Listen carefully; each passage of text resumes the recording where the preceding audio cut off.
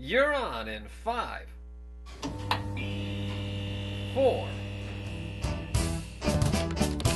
3, 2,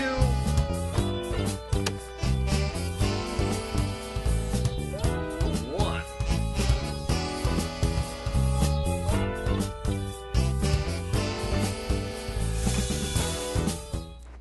Welcome to UTP. I'm Stella Saltaga, and today is November 4th. Last week, more than 1,200 drug reformers from around the world gathered in Denver at the International Drug Conference to talk about policy reform and to find an exit strategy from the war on drugs, as Toby Newman with the Drug Policy Alliance said in his statement about the conference.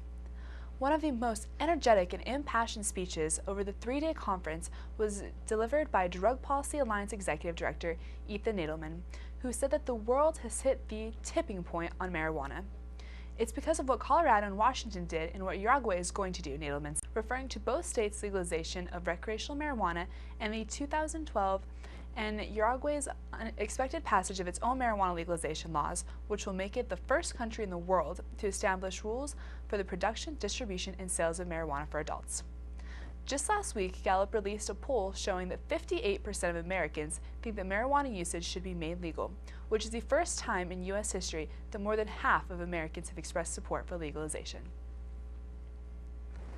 Target plans to stop asking prospective employees about their criminal records in initial job applications at all of the U.S. stores, a company spokesperson just confirmed. The Minneapolis-based company has been facing pressure to do so from grassroots advocacy group Take Action Minnesota. Target nevertheless reserves the right to ask about criminal backgrounds after the completion of the applicant's first interview.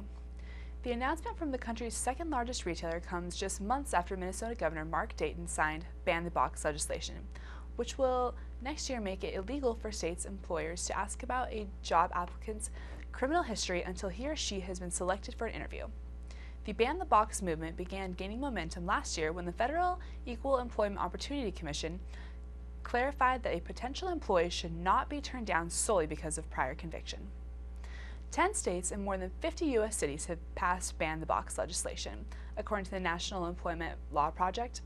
In addition to banning the box, Target is looking to boost hiring of former convicts and plans to donate $100,000 to Minnesota-based Council on Crime and Justice. Now over to Kimberly. Thank you, Stella. Toronto Mayor Bob Ford was caught on video smoking from a crack cocaine pipe, according to the city's police chief. The video was said to be recovered from a computer's hard drive. Toronto Chief Bill Blair acknowledged his disappointment when viewing the footage, but did not allow the video to be released or announce the owner of the footage. Mayor Ford and his staff deny the existence of the video, and he has yet to be charged for any crime. According to Blair, Sandra Lisi, an associate of the mayor, was taken into custody by investigators. Because of the connection with the evidence collected in his and Mayor Ford's drug use, Lisi was charged with extortion. Lisi was arrested October 1st and charged with the conspiracy and trafficking marijuana. A news conference was held on October 31st where Chief Blair announced official forensic teams will be able to recover the digital video from deleted file. Canadian authorities released more than 300 pages of documents regarding the investigation. The documents state that on August 13th, Lisi and Ford met and made their way into a secluded area of adjacent woods, where they were obscured from surveillance efforts and stayed for approximately 1 hour. The documents also state that Payman Abduele, a volunteer football coach at Don Bosco Catholic Secondary School, where Ford coached the team, told investigators that Sandra Lisi met Mayor Ford through him.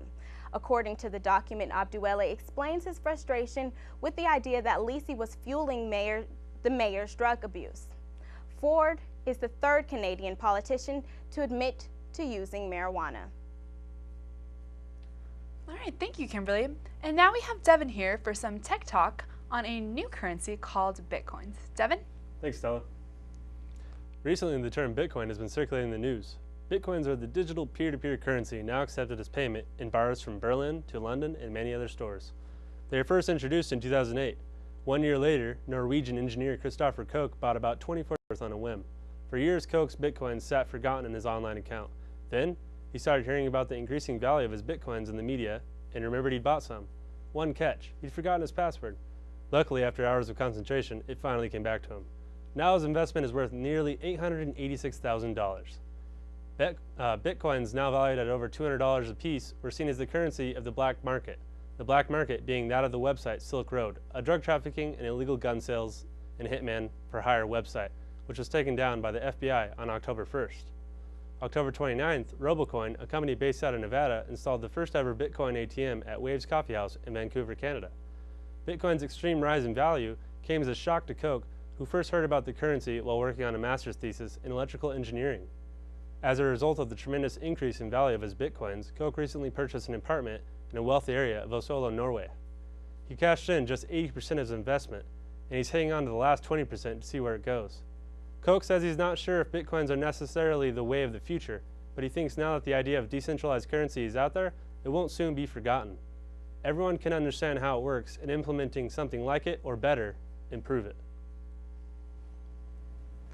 Well, I certainly think that's very interesting. It's definitely a step into the future of currency. Yeah, I think it's a great idea, and it won't be long until the Bitcoin's ATMs are here in the U.S. All I know is I wish I'd invested in it, because it seems like a pretty sure shot to wealthiness, huh? All right, well, I'm Stella Saltaga. I'm Kimberly Miller. I'm Devon, Callaway. Thanks for joining us, and make sure to tune in again next time.